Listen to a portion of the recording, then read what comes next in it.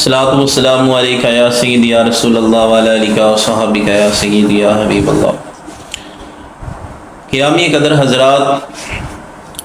انسان کے کردار اور اس کے اخلاق پر والدین کی تربیت اور گرد و پیش،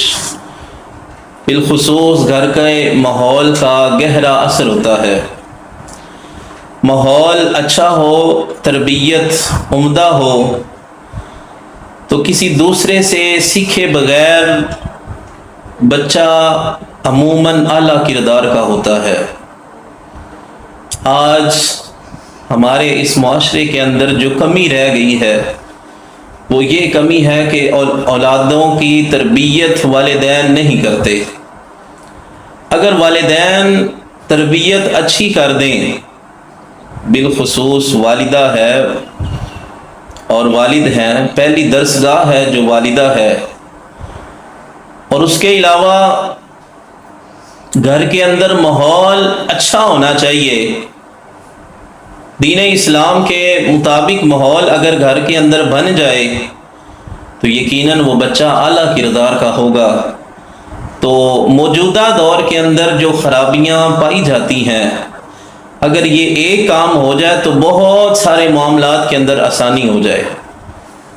سید المرسلین صلی اللہ تعالی علیہ وسلم آپ نے اولاد کی تربیت پر زور ڈالتے ہوئے آقا علیہ الصلوۃ والسلام نے ارشاد فرمایا ما نخل والد ولدا من نخل افضل من ادب حسن۔ آقا علیہ الصلوۃ والسلام نے فرمایا کہ اولاد کے لیے اس سے بہتر کوئی تحفہ ہو نہیں سکتا کہ والدین اولادوں کی تربیت اچھی کر دیں۔ یہ اولاد کے لیے سب سے بہتر تحفہ ہے۔ جامعہ ترمذی شریف ہے کہ سب سے بہتر تحفہ اولاد کے لیے یہ ہے کہ والدین ان کی اچھی تربیت کر دیں۔ تو آج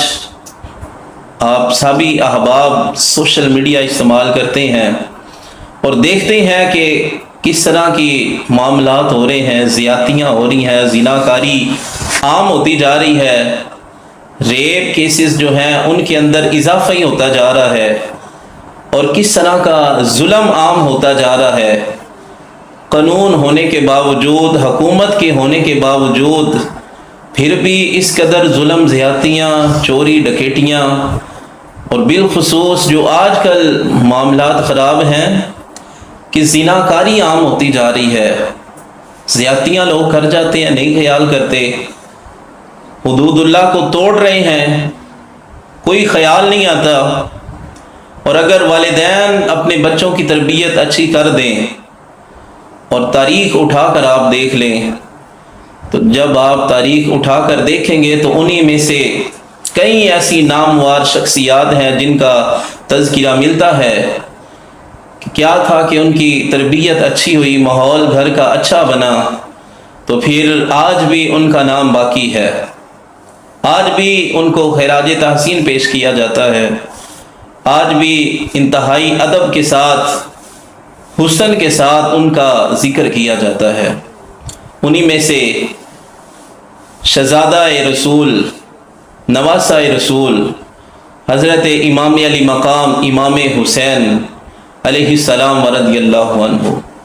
آپ کی شان، مقام، مرتبہ تو وراء الورا ہے، اس لیے کہ یہ وہ شہزادہ ہے کہ جنہوں نے نبی پاک صلی اللہ تعالی علیہ وسلم کی زبان کو چوسا ہے۔ اتنی بڑی بات ہے یہ کہ آقا علیہ الصلوۃ والسلام کی زبان مبارک کو امام حسین نے چوسا ہے۔ اتنی بڑی ہستی، پھر آقا علیہ الصلوۃ والسلام کس قدر ان کے ساتھ محبت فرماتے۔ امام حسین رضی اللہ عنہ آپ کے شہزادے حضرت امام زین العابدین رضی اللہ عنہ، آپ کی سیرت اٹھا کر دیکھ لیں، آپ ان کی سیرت کا مطالعہ کر کے دیکھ لیں کہ آج بھی لائق تقلید ہے۔ ایسی خوبصورت انہوں نے زندگی گزاری، خوش اخلاق، اعلیٰ کردار، اور کیوں نہ ہو کہ نبی پاک صلی اللہ تعالی علیہ وسلم کی آل پاک ہے، اہل بیت ہے، اور سب سے جو بڑی بات ہے وہ تربیت ہے۔ وہ گھر کا ماحول ہے، وہ اسلام کے مطابق زندگیاں ہیں، جس وجہ سے اتنی اچھی تربیت ہوئی اور اتنا اچھا ماحول ملا، تو پھر قربانیاں بھی پیش کیں، کیا کچھ نہ ہوا ان کے ساتھ، پھر بھی اللہ کا شکر ادا کیا، پھر بھی اللہ تعالیٰ کا شکر ادا کرتے رہے۔ وَاسْتَعِينُوا بِالصَّبْرِ وَالصَّلَاةِ، اسی آیت پر عمل کرتے رہے، ان کا اسی پر عمل رہا۔ انہوں نے جس طرح کے آج لوگ کرتے ہیں یا پہلے کرتے رہے، ان کے اندر وہ بات نہ پائی گئی۔ جس طرح کی بھی مصیبت آئی، پریشانی آئی، آزمائش آئی، انہوں نے اللہ کا شکر ادا کیا اور صبر کیا، اور مدد انہوں نے نماز سے حاصل کی۔ تو یہ تربیت تھی۔ انہی میں سے ایک واقعہ میں آپ کو سنانا چاہتا ہوں۔ حضرت امام حسین رضی اللہ عنہ، آپ اور آل آپ کی اور دیگر صحابہ جو وہ قافلہ کربلا کی طرف روانہ ہوا، ایک مقام پر آپ رکے، ٹھہرے، وہاں پر پڑاؤ کیا، آرام فرما رہے ہیں امام حسین رضی اللہ عنہ۔ تو جب آپ اٹھے تو آپ نے کچھ کلمات پڑھے۔ آپ فرماتے ہیں انا للہ و انا الیہ راجعون والحمد للہ رب العالمین، بے شک ہم اسی کے بندے ہیں، اسی کے طرف لوٹائے جائیں گے، وہی ہمارا رب ہے اور ہم اسی کے لیے ہیں، اور تمام تعریفیں اسی اللہ کے لیے ہیں، اسی رب کے لیے ہیں۔ جب یہ کلمات امام زین العابدین رضی اللہ عنہ آپ نے سنے تو آپ نے پوچھا یا ابتی جعلت فداک مما حمدت واسترجعت،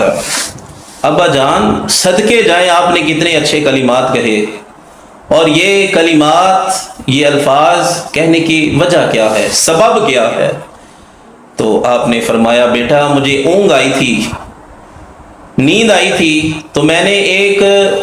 گھوڑے سوار کو دیکھا، اور وہ آ کر کیا کہہ رہا ہے، وہ کہتا ہے القوم یسیرون والمنایا تسیر الیہم، وہ کہتا ہے کہ یہ قافلہ کربلا کی طرف جا رہا ہے، وہ سوار، امام حسین فرماتے ہیں وہ سوار کہتا ہے یہ قافلہ کربلا کی طرف جا رہا ہے اور شہادت ان کی طرف آ رہی ہے، یہ قافلہ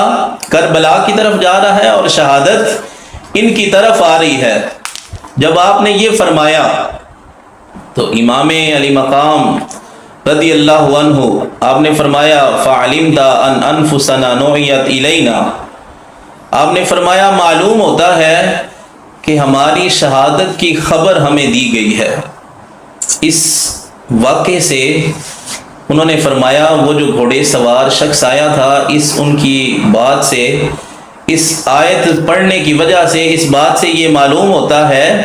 کہ ہماری شہادت کی ہمیں خبر دی جا رہی ہے۔ اب کوئی اور بیٹا ہوتا، کوئی عام آج کا دور کا کوئی ہوتا یا پہلے کا ہوتا تو وہ تو گھبرا جاتا، وہ مختلف قسم کی باتیں ہوتی، لیکن تربیت ادھر کیسی کام آئی، کیسا عمدہ کردار انہوں نے پیش کیا۔ جب آپ نے یہ فرما لیا تو آگے عرض کیا کی بیٹے نے، وہ کہتے ہیں کہ یا ابتی لا اراک اللہ سوءا السنا علی الحق، عرض کرتے ہیں ابا جان کیا ہم حق پر نہیں ہیں، کیا ہم حق پر نہیں؟ تو فرمایا کیوں نہیں بیٹا؟ فرمایا بلا والذی یرجع الیہ العباد، فرمایا کیوں نہیں، قسم بخدا ہم حق پر ہیں، ہم حق پر ہیں۔ تو آگے فرمایا اذن لا نبالی ان نموت محققین، امام زین العابدین رضی اللہ عنہ فرماتے ہیں کہ اگر ابا جی ہم حق پر ہیں تو پھر جو مرضی ہو جائے، جیسی مرضی آزمائش آ جائے، ہمیں کوئی پرواہ نہیں اس بات کی۔ امام علی مقام کے وہ فرمانے کے بعد آپ کا بیٹے حضرت امام زین العابدین رضی اللہ عنہ کیسا انہوں نے جواب دیا، وہ کہتے ہیں کہ اذن لا نبالی ان نموت محقین،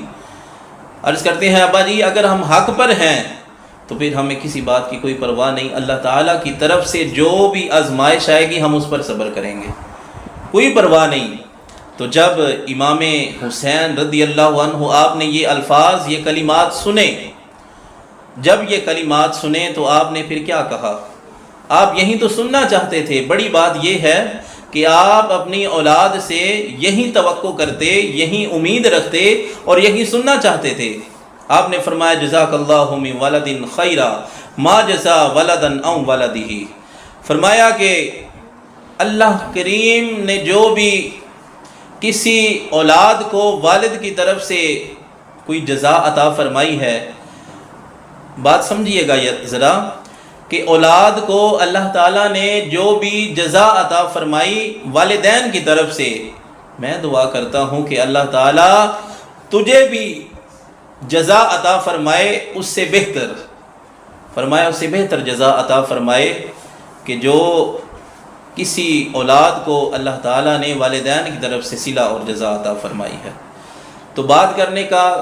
مقصد یہ ہے گرامی قدر حضرات، اگر ہم اولادوں کی تربیت اچھی کر دیں، گھر کا ماحول اچھا کر دیں، تو جو دیگر ہماری مسلمانوں کی مائیں بہنیں ہیں ان کی عزتیں بھی محفوظ ہو جائیں گی، ان کے چادر جو ہے وہ بھی محفوظ ہو جائے گی، اور ہماری مائیں بہنیں جو ہیں وہ بھی محفوظ ہو جائیں گی۔ تو اس لیے اپنی اولادوں کو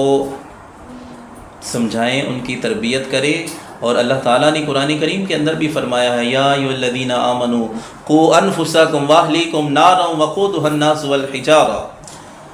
فرمایا کہ اے لوگو بچاؤ اپنے اہل و عیال کو، اپنے گھر والوں کو اس آگ سے جس کا ایندھن لوگ اور پتھر ہیں۔ تو اس لیے آقا علیہ الصلوۃ والسلام نے فرمایا ہے کہ ہر جو ذمہ دار ہے، گھر کا بندہ جو ہوتا ہے وہ گھر کا بادشاہ ہے، ذمہ داری ہے اس کی، ہر ذمہ دار سے نبی پاک صلی اللہ علیہ وسلم نے اس کی ذمہ داری کے بارے میں پوچھا جائے گا، سوال کیا جائے گا کہ تجھے اولاد اللہ نے عطا فرمائی تو بتا تو نے کیا ان کی تربیت کی، کیا ان کو ماحول دیا، کیسی تربیت کی، تو اس کے بارے میں سوال کیا جائے گا، پوچھا جائے گا۔ تو اس لیے اپنی اولادوں کو اچھے سے اچھا ماحول دیں، ان کی تربیت کریں، اس سے آپ کا گھر بھی محفوظ ہو جائے گا، معاشرہ بھی محفوظ ہو جائے گا، اور آپ کو جو اس کی طرف سے شکوے شکایت ہوں گی وہ بھی ختم ہو جائیں گی۔ اس سے ہوگا کیا، پھر اللہ تعالیٰ دنیا بھی سنوار دے گا، آخرت بھی سنوار دے گا۔ اللہ کریم ہم سب کو توفیق عمل نصیب فرمائے۔